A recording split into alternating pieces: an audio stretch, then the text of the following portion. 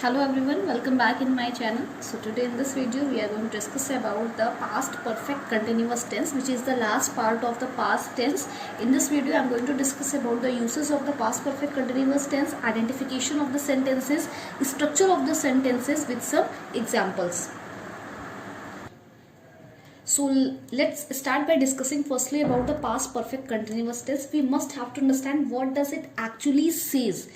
Actually, if we look properly at the given tense, it contains two tense, that is perfect and continuous. Perfect I already told you, and continuous I already told you. If you have not seen my previous video, you may go and watch it. You get all the information about the past perfect tense and all the information about the past continuous tense. लेकिन इस tense में हमें दोनों के बारे में पढ़ना है, तो एक एक बारे डिस्कस कर लेते हैं कि परफेक्ट का मतलब मैं ऑलरेडी पहले आपको बता चुकी हूँ. परफेक्ट का मतलब यहाँ पर है एक्शन कंप्लीटेड. जहाँ पर जिस टेंस में हमारा पूरा एक्शन यानी पूरा जो हमारा कार्य है वो पूरा हो जाता है, उसको बोलते हैं हम परफेक्ट. और कंटिन्यूअस का यहाँ पर मतलब है action is still going on, यानी जब कोई कार्य जारी रहता है तो उसको हम बोलते हैं कंटिन्यूअस. तो ये एक ऐसा टेंस है जिसमें आपको दो एक्शन मिलेंगे, यानी दो तरीके के वर्ब आपको दिखाई पड़ेंगे. यानी एक एक्शन आपको कंप्लीट मिलेगा और दूसरा एक्शन आपका चल रहा होगा पास्ट टेंस में. एक एग्जांपल मैं लिखती हूँ, देखिए. मधुरिमा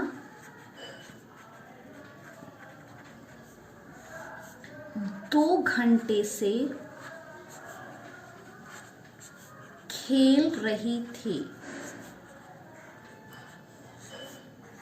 अब अगर हमें इस सेंटेंस को मैंने दे दिया, आपको सबसे पहले पहचान करनी है, तो पहचान करने का सबसे बड़ा जो तरीका है इसका वो ये है आइडेंटिफिकेशन के लिए कि इस सेंटेंस में भी आपको रहा, रही, रहे मिलेंगे, प्लस था, थी, थे तो मिलेगा ही क्योंकि हम पास्ट टेंस की बात कर रहे हैं. और कंटिन्यूअस यानी इसमें आपको एक टाइम भी दिया जाएगा, यानी इसका आइडेंटिफिकेशन जो होता है वो कुछ इस तरीके से होगा. आइडेंटिफिकेशन के लिए हमारा जो सेंटेंस होगा उसमें मेन वर्ब के साथ मेन वर्ब कंटेन्स रहा, रही, रहे प्लस टाइम. इन दोनों चीज का यूज हम आइडेंटिफिकेशन के लिए करेंगे. जैसे आप एग्जांपल में भी देख सकते हैं, इसमें लिखा हुआ मधुरिमा 2 घंटे से खेल रही थी. तो इसमें पहला तो एक्शन आप देखिए कि खेल रही थी, रहा, रही आ रहा है, इसका मतलब ये हमारा पास्ट परफेक्ट कंटिन्यूअस टेंस है. और आपको टाइम भी बताया गया है 2 घंटे से, यानी ये हमारा जो एग्जाम्पल है परफेक्ट एग्जाम्पल है पास्ट परफेक्ट कंटिन्यूअस टेंस का. अब सेंटेंस हमें मिल चुका है, इसको हमें कन्वर्ट करना है. इसको कन्वर्ट करने के लिए हमारे पास एक स्ट्रक्चर होता है. तो स्ट्रक्चर देखिए क्या है.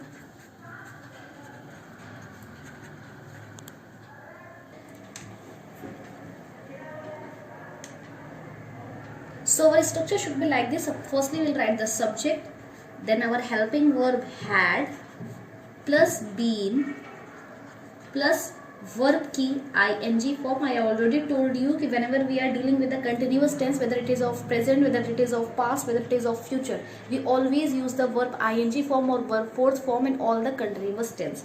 And after that we will put since or for. मैं since और for का यूज अभी आपको आगे क्लियर कर दूंगी. प्लस टाइम प्लस ऑब्जेक्ट, ये हमारा एक कंप्लीट स्ट्रक्चर है पास्ट परफेक्ट कंटिन्यूअस टेंस का. आपको थोड़ा सा स्ट्रक्चर हैक्टिक लग रहा होगा, बट ये बिल्कुल भी हैक्टिक नहीं है. मैं एक एक चीज़ आपको क्लियर कर दे रही हूँ. सबसे पहले हम किसी भी सेंटेंस को पास्ट परफेक्ट कंटिन्यूअस टेंस में कन्वर्ट करने के लिए हम सब्जेक्ट राइट करेंगे. उसके बाद हैड बीन, ये हमारा मैंडेटरी पार्ट है. हैड बीन हमें लगाना ही होगा हेल्पिंग वर्ब के साथ. और उसके बाद जो हमारा वर्ब होगा वो उस वर्ब की हम फोर्थ फॉर्म यानी वर्ब की आईएनजी फॉर्म यूज करेंगे. फिर सिंस या फॉर, अभी मैं सिंस और फॉर को आपको आगे क्लियर कर दूंगी कि सिंस और फॉर कहाँ लगता है. और उसके बाद हमें टाइम लगाना होगा और लास्ट में हम ऑब्जेक्ट लिखेंगे. तो चलिए, ऊपर हमने सेंटेंस ऑलरेडी मैं आपको एक एग्जांपल हिंदी में दे चुकी हूँ और इसी एग्जांपल को हम इंग्लिश में कन्वर्ट करने की कोशिश करते हैं. तो सबसे पहले सब्जेक्ट है हमारा मधुरिमा. तो हमने लिखा मधुरिमा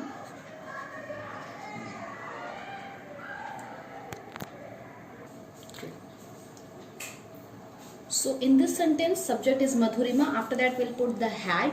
तो हमने had लगा दिया. After that we'll put been. फिर हमें वर्ब लगाना है और वर्ब के आईएनजी फॉर्म, तो वर्ब है हमारा खेलना, खेलना इंग्लिश होती है प्ले, और आईएनजी यानी प्लेइंग।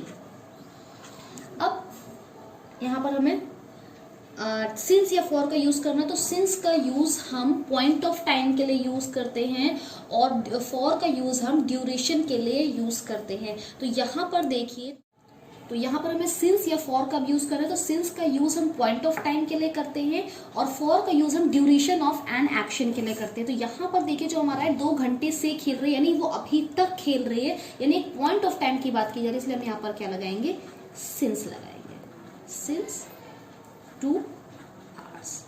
ये था हमारा एक सेंटेंस का proper conversion from Hindi to English in past perfect continuous tense. चलिए इसका हम नेगेटिव सेंटेंस की बात कर लेते हैं।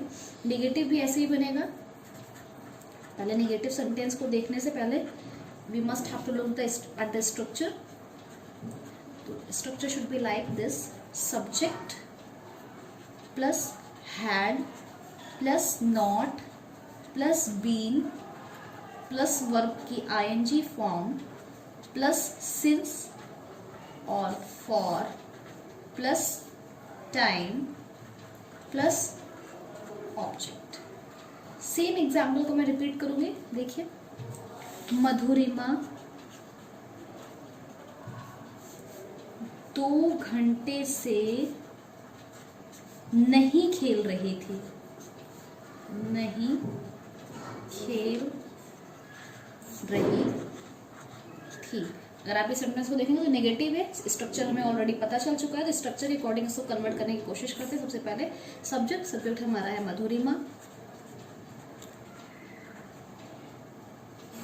फिर हैड, और आपको हैड और बीन के बीच में आपको नॉट लगाना होगा, ये आपको ध्यान देने की यहाँ जरूरत है कि हैड और बीन के बीच में हमारा नॉट आएगा, हैड नॉट बीन, फिर वर्ब के आईएनजी फॉर्म यानी प्ले और आईएनजी यानी प्लेइंग, फिर वही सेम कंडीशन सिंस या for, point of time is less since 2 hours। ये था हमारा उसी सेंटेंस का नेगेटिव कन्वर्सन। अब बात करते हैं हम इंट्रोगेटिव की।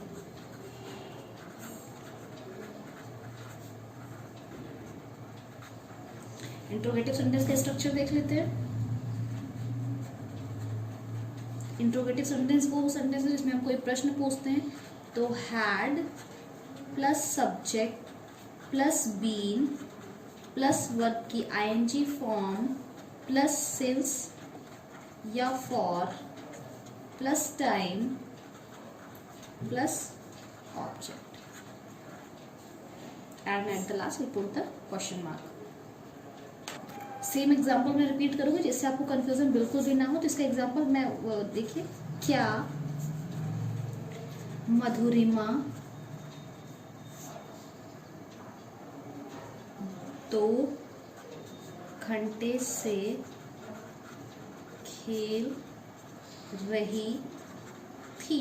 So this is our interrogative sentence. We are going to convert in the English form of this past perfect continuous. Firstly, we'll put the had, then subject had, मधुरिमा, फिर हम लगाएंगे been, verb our playing, since 2 hours.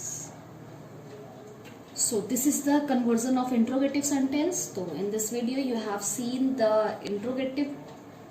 So in this video we have discussed the past perfect continuous tense, its identification, uses, and declarative sentence, negative sentence, interrogative sentence, their structures. I hope you all get through the structure very properly and do read it concentrately. And if you have any problem, do ask me in my comment box. Till then, stay tuned for the coming videos. Thank you. God bless you all.